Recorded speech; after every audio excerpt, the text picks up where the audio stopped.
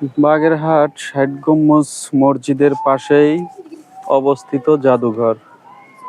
এই জাদুঘরের ভিতরে কি আছে অনেকদিন আগে দেখেছিলাম, এখন আমার মনে নাই, তবে আপনাদের দেখাবো। আশেপাশের পরিবেশটা অনেক সুন্দর, ভালো লাগার মতো একটা জায়গা। এই জায়গায় যেই আসবে তারই মন জুড়িয়ে যাবে। এখানে আরো আছে টুরিস্ট পুলিশ, এবং এটা সম্ভবত ম্যাজিস্ট্রেটের গাড়ি। এখানে কোনো অপকর্ম চলে না, যেমন অন্য অন্য পার্কের ভিতরে গার্লফ্রেন্ড বয়ফ্রেন্ড নিয়ে অনেক কিছু চলে, তো এখানে ওরকম কোনো সিস্টেম নাই, যেহেতু সবসময় টুরিস্ট পুলিশ থাকে।